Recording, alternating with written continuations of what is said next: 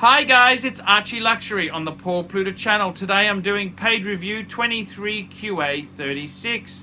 This is Basil's Bezils review. Quick wristwatch check. I'm wearing the Maserati Blue Dial Daytona. Love that watch.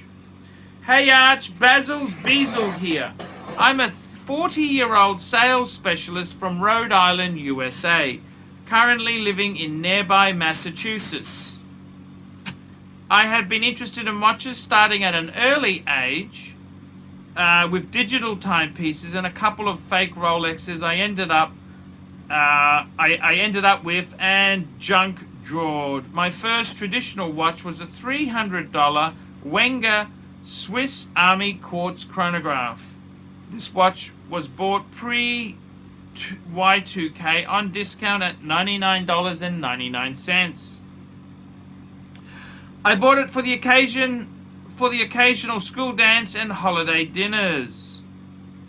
Though I haven't worn it out in years, I actually still own the timepiece and it's running to this day.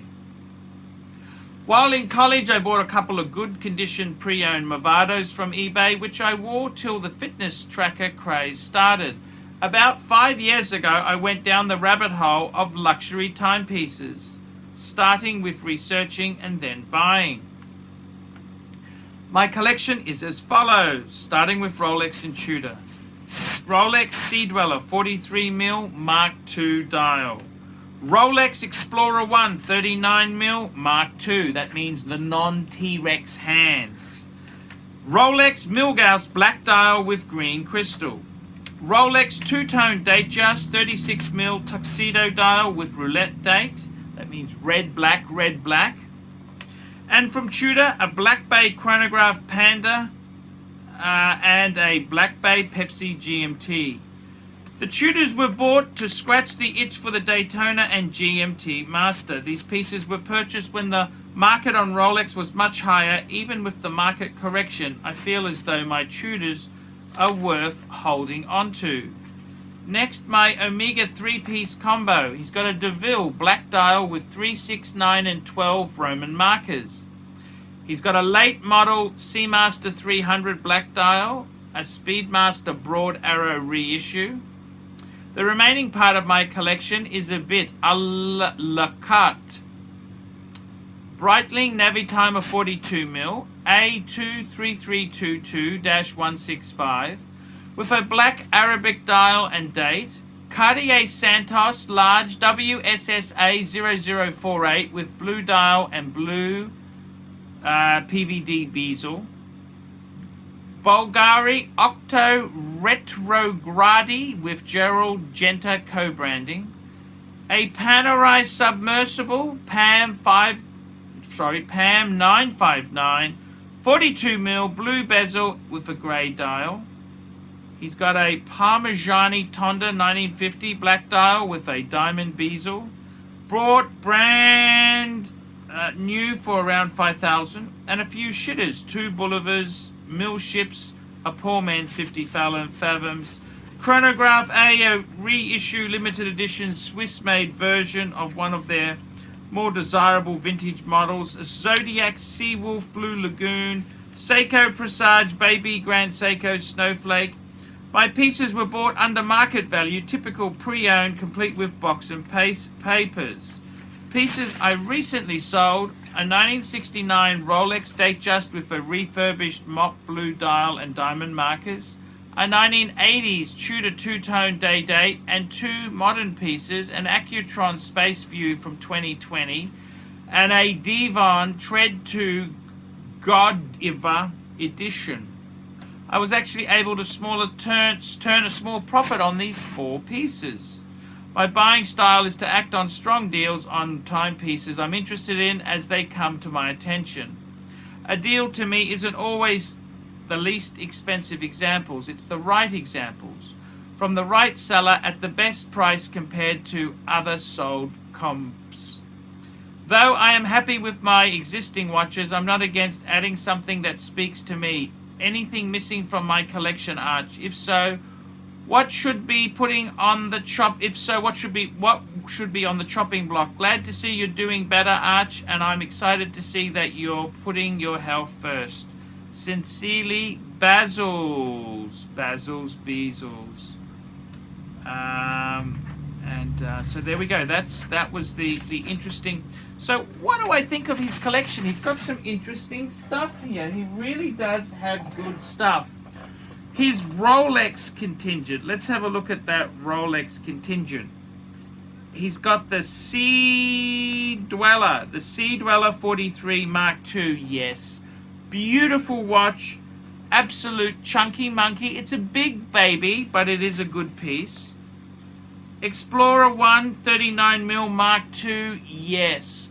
I love that watch. One of the most versatile Rolexes. Go anywhere, do anything. Milgauss black dial with green crystal, check. Absolutely love the Milgauss, and if they discontinue it, that will go crazy. And we've got a two-tone Datejust 36mm tuxedo dial with roulette wheel as a perfect dress watch. So those four, you know, they all get a tick of approval from me. The tuners, some interesting tuners there. Black Bay Chrono Panda, yes. And a Black Bay Pepsi. Two most beautiful tutors. Sports Black Bay. And the funny thing with Tudor is everything with Black Bay, in my opinion, it's kind of like Navi. It's the winning sauce. It's the sauce that wins. So I really can't fault your Rolex and Tudor. Those are some very good pieces. 6 Rolex and Tudor. That's a nice collection there. Then if we start looking at your Omegas, you've got quite a few pieces here. The DeVille Black Dial, yep, you know, that's just a great casual dress watch. Nothing wrong with that. We got a late model Seamaster 300 Black Dial. Who doesn't love a Seamaster 300? They are amazing watches. Beautiful pieces. And then, thankfully, we got a Speedmaster, but not just any, the Broad Arrow reissue. I love the Broad Arrow Speedmasters. So you've got 3 really nice Omegas there. So, you know, I can't fault that. The next serious pieces, you've got the Breitling Navi Timer. Yes, sir. 42mm.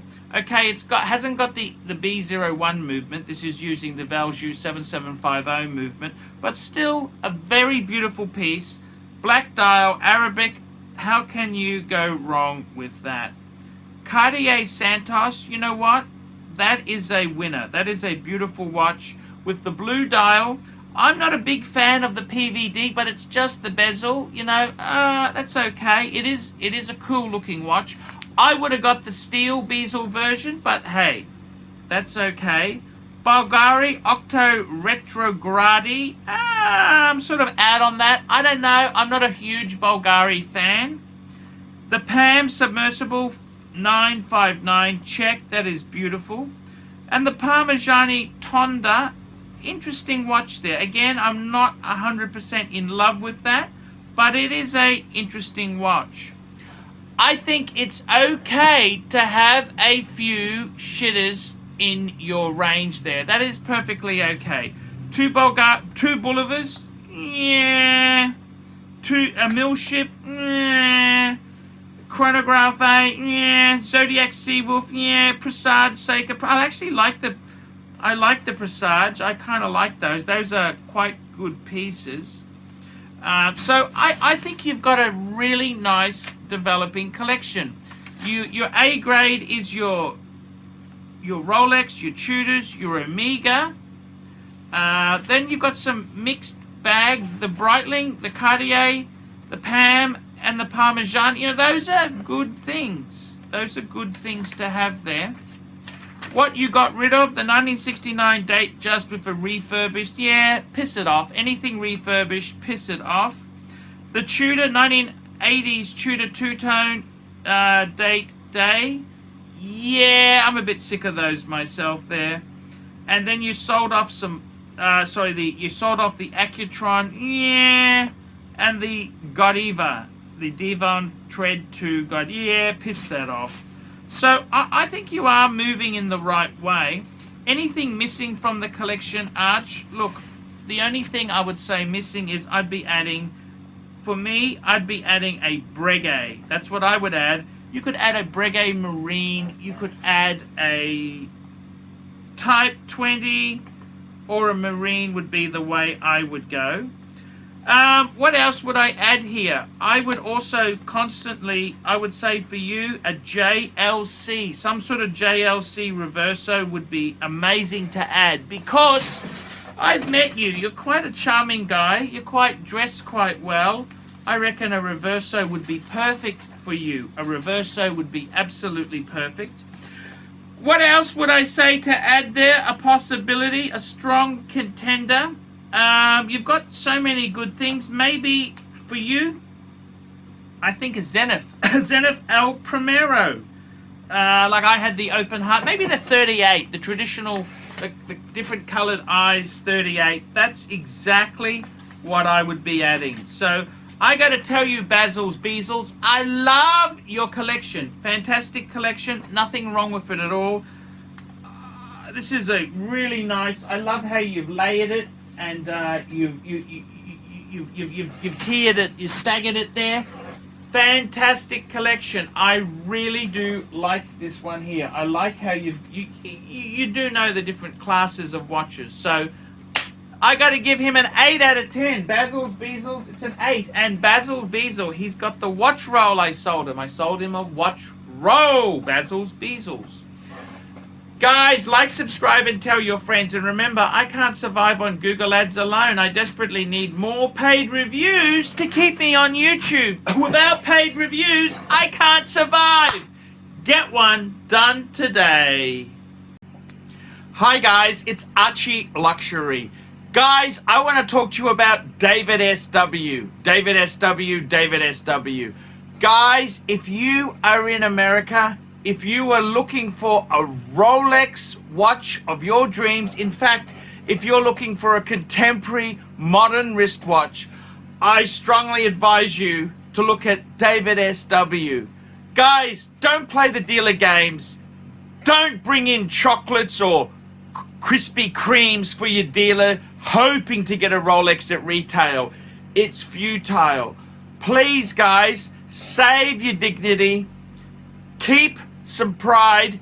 Go to David SW. I would highly recommend David SW.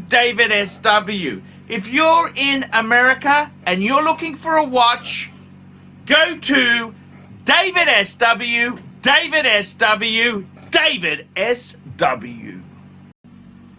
Hey guys, ArchieLuxury on the YouTube sensation, the Paul Pluta channel. Guys, I need you to help me out, guys. I can't survive on Google Ads alone. I need you to request a paid review. $50 US. Look down in the description. $50 US.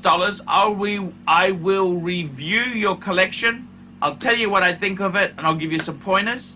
The other thing is, guys, you can sponsor me on Patreon. Patreon allows you to pay a couple bucks a month, $1, $2, $5, whatever you want, and it keeps me going on YouTube. Because, guys, I'm in a niche. Nobody can make money out of the views I get. The views are crap because it's a small, specialized area, and I don't talk about garbage for the sake of views. Guys, sponsor me on Patreon. Look down below, and I will see you in the next one.